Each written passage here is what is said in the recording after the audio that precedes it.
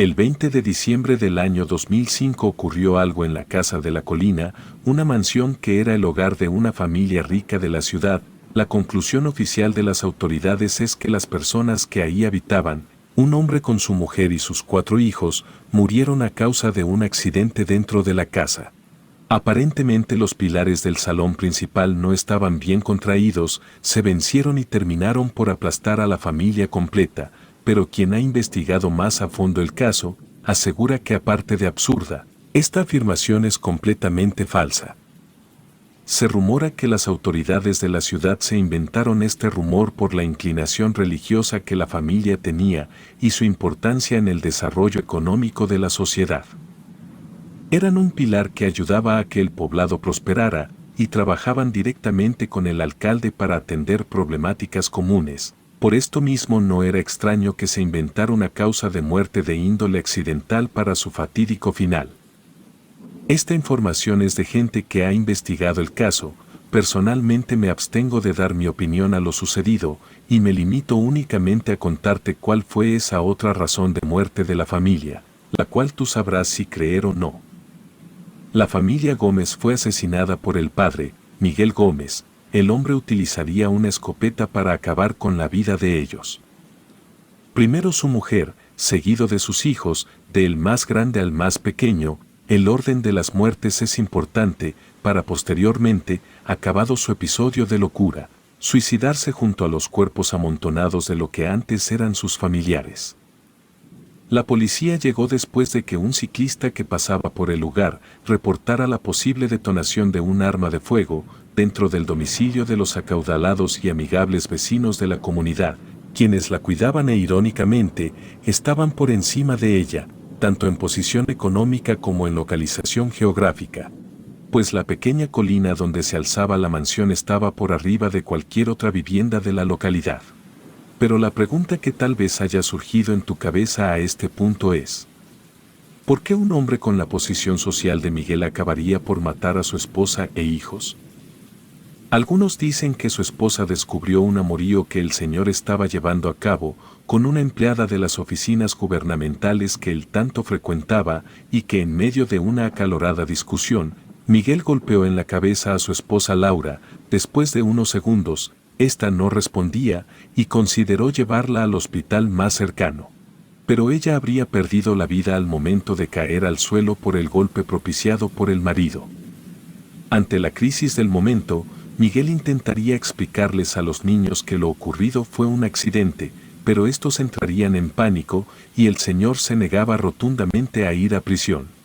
Principalmente por la cantidad de enemigos políticos sociales que el hombre había acumulado con el pasar del tiempo. Entonces, en un frío, desalmado y egoísta arranque de enojo y frustración, terminaría por cerrar todas las entradas y salidas de su casa para posteriormente ir por el arma que guardaba en el sótano y cazar de forma fugaz a sus hijos.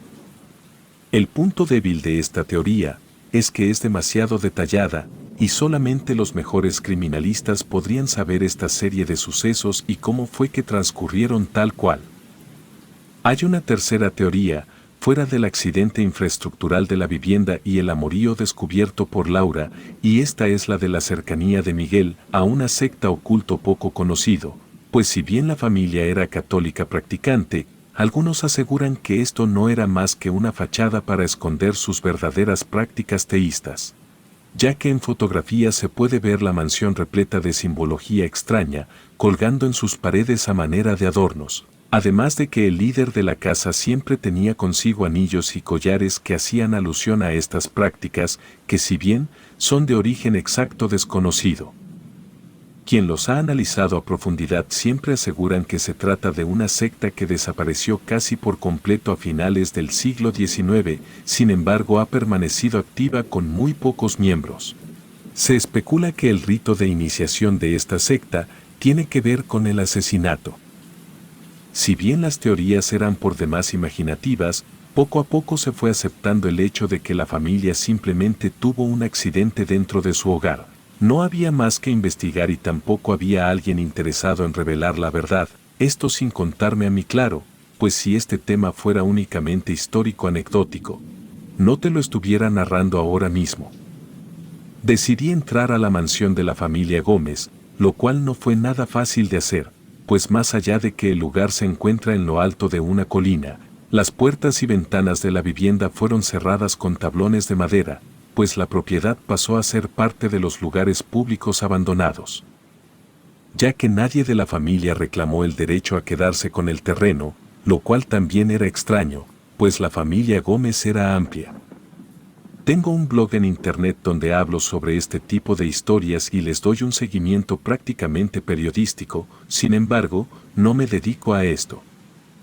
Después de muchos mensajes de mis lectores habituales, los cuales me pedían que fuera a la mansión abandonada a ver si encontraba pistas sobre cuál de las teorías que se contaban era la real, decidí acudir una noche del otoño pasado.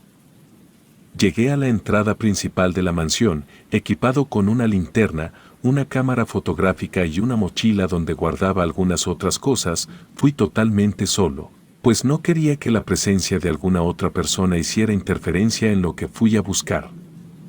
El rasgo principal que confirmaría o desmentiría lo que se tomó como el hecho oficial es ver si el techo de la sala principal estaba colapsado. Si era así, muy probablemente lo que decían las autoridades tuviera algo de verdad. Si no, estaba claro que eso sería un agujero argumental en la historia que decidieron contar. Pero yo sabía que incluso si me encontraba con el techo colapsado, eso no me iba a convencer, y tampoco convencería a mis lectores de que todo siempre se trató de un simple, desafortunado y muy inconveniente accidente.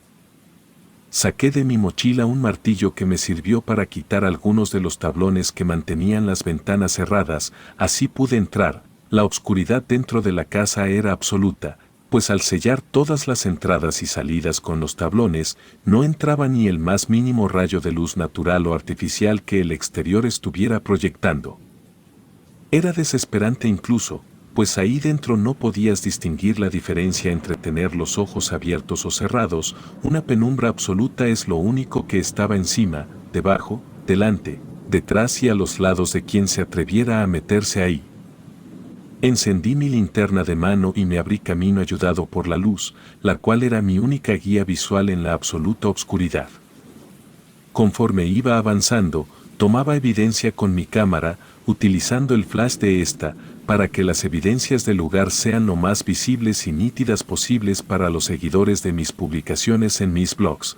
Luego examiné la compostura de las paredes, el suelo, la integridad de las vigas del techo que eran visibles.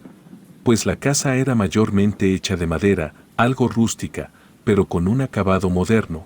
No se veía el más mínimo síntoma de derrumbe o de falseo en los pilares o vigas que constituían la parte central y las esquinas de la vivienda. Tomé evidencia fotográfica de todo esto para mis lectores, pues para sorpresa de nadie, la versión oficial dada por las autoridades resultaría ser falsa, una simple fachada para ocultar algo más turbio, algo que no querían que alguien se enterara. De ser así, también me sorprendió el poco empeño que esta gente le puso a su teoría, pues pudieron haber hecho caer el techo de la casa posterior a la muerte de la familia, por si algún intruso como yo se atrevía a hurgar en asuntos que no son suyos. No había nada fuera de lo normal, era simplemente una casa a oscuras llena de polvo, notablemente abandonada, aún con los muebles que la conformaban. Pero si hubiera entrado a este lugar sin saber lo que sucedió, no me hubiera imaginado que 5 personas murieron ahí, y que sus cuerpos fueron apilados sobre la alfombra donde ahora se posaban las suelas de mis zapatos. Subí a la planta alta para seguir investigando y esperando encontrar algo que hiciera valer la pena un viaje tan planeado como era pertinente. Las escaleras de madera se sentían incluso más estables y nuevas que muchos lugares públicos que mantienen un estándar alto en el cuidado de sus instalaciones. Si no fuera por el polvo y la tierra que ineludiblemente invadían el entorno, la casa pareciera un lugar aislado donde el tiempo tardaba en pasar más de lo normal. Llegué al piso alto y era lo mismo, una casa en tinieblas llena de polvo. Recorrí las habitaciones, habían almohadas en las camas, cajones con pertenencias, sábanas, etc. En la habitación principal, no habían desalojado nada, y tampoco pareciera que nadie se hubiera metido a vandalizar o robar algo de lo que quedó, lo cual era muy común, e incluso en este caso, resultaba extraño. En ese momento desconocía la razón del por qué la gente tenía tanta precaución y se alejaba de este lugar.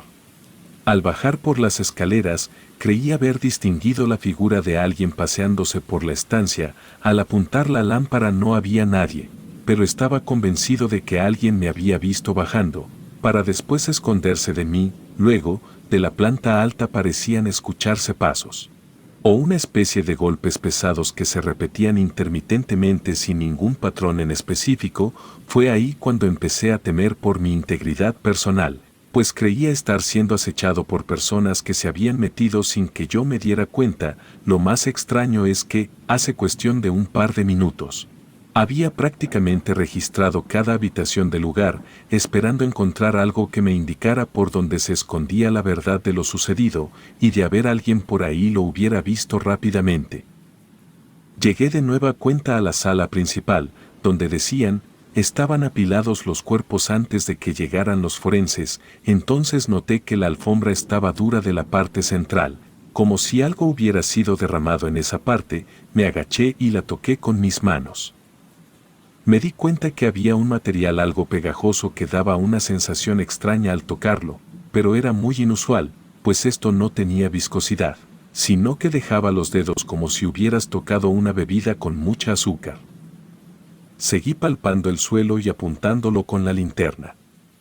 Al llegar a la parte central de este, noté que había una hundidura, como si la madera estuviera más desgastada del centro de la sala. Entonces quité la alfombra sucia, llena de polvo y de ese material pegajoso.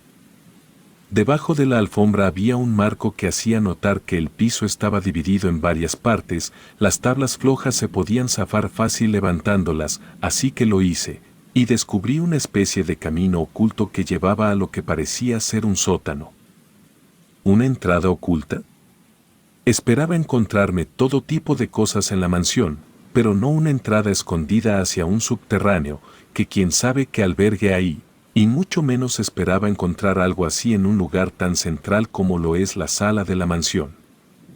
Bajé con sumo cuidado los peldaños. Estos, a diferencia de los que te llevaban al segundo piso, eran de concreto.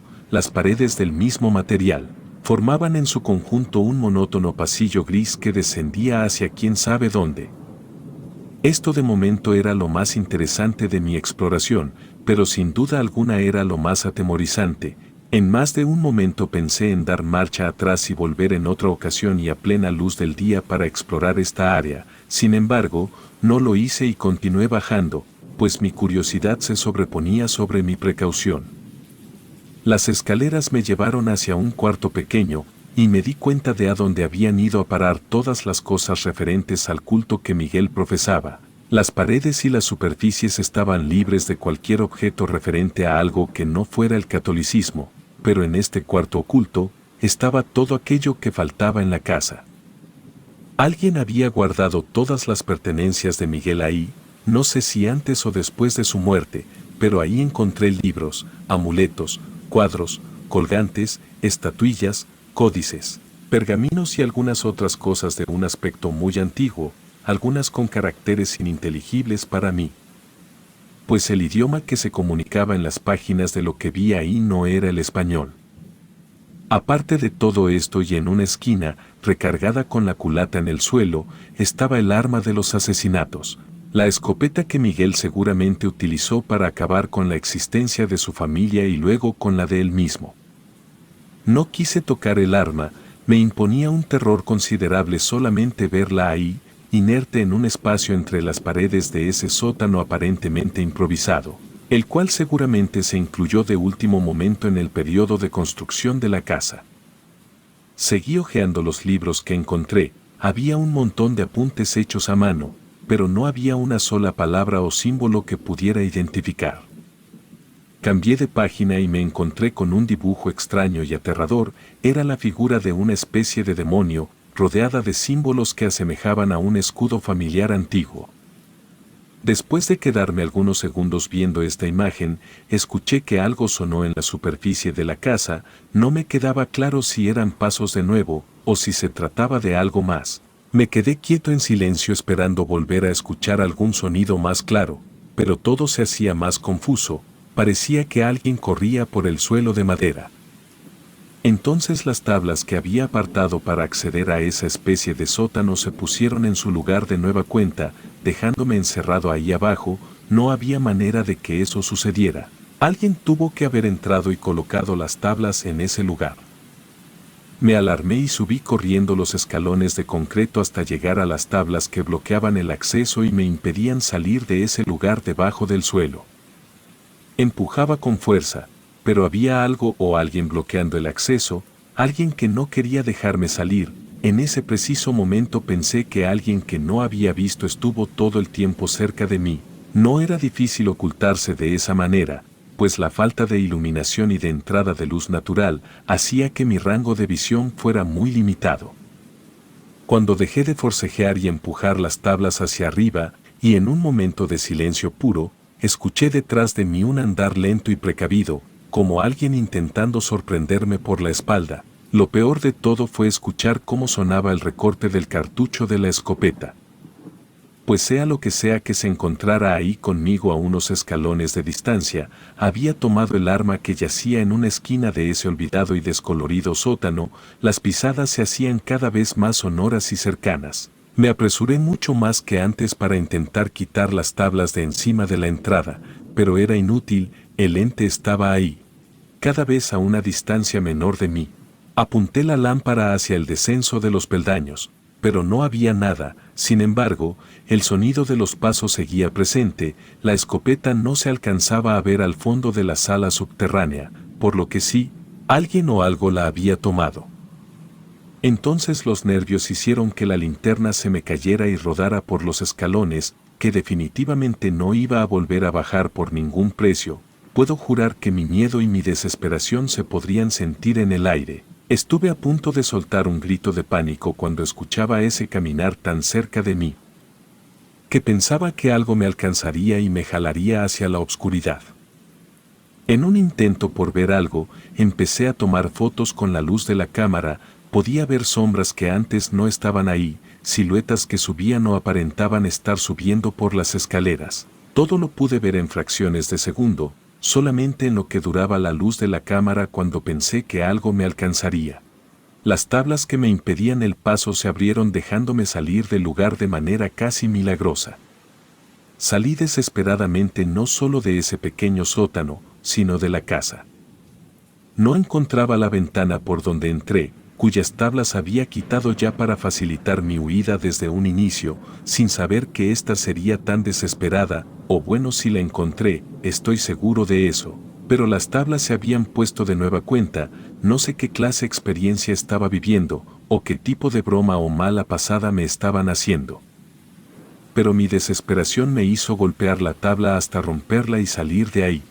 Seguí corriendo sin ver hacia atrás hasta descender por la pequeña colina que albergaba a la misteriosa Casa Gómez, donde había vivido una experiencia única y sin duda alguna muy difícil de explicar.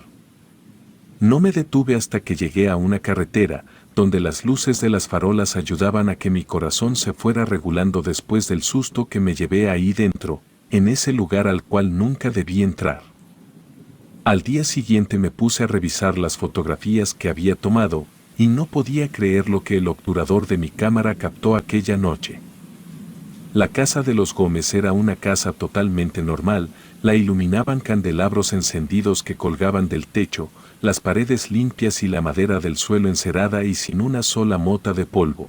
La alfombra que había movido era blanca en lugar de gris, los sillones estaban como nuevos. Todo era diferente a través del lente de la cámara. No me explicaba de qué manera había sucedido eso, o en qué clase de realidad diferente a la nuestra se encontraba ese lugar maldito. Cada foto me dejaba más impresionado que la anterior, hasta que llegué a una fotografía de la cocina de la casa, donde pude ver el rostro y la figura de los 5 integrantes de la familia. Estaban algo difusos. No se veían con suma claridad sus facciones. Más bien parecían sombras que pasaron corriendo por ahí y dejaron a su paso una desvanecida estela borrosa detrás suyo. Pero, aunque no tengo la evidencia, estoy seguro de que esas sombras se trataban de los Gómez, pues eran 5 figuras. Las fotos del sótano fueron lo peor, cuando cayó mi linterna y empecé a fotografiar a la nada, las imágenes me revelaron un montón de sombras más, y algo con apariencia demoníaca, algo similar al dibujo que había en el libro que ahí mismo había hojeado. Minutos después de estar viendo las imágenes en mi computadora, estas desaparecieron, una por una, los archivos se iban borrando, como si de un virus informático se tratara.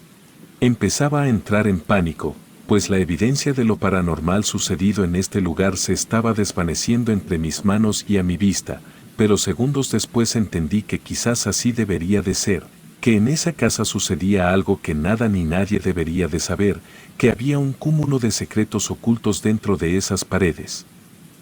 En lo alto de esa colina, que ni yo ni nadie debería de desenmascarar, así prescindí de esta investigación, y solamente dejé que el cauce de las habladurías de la comunidad hicieran lo suyo, esta vez sin meter mi cuchara ante las especulaciones, pero sabiendo que soy acreedor de una suerte enorme que me hizo poder salir vivo de ese lugar.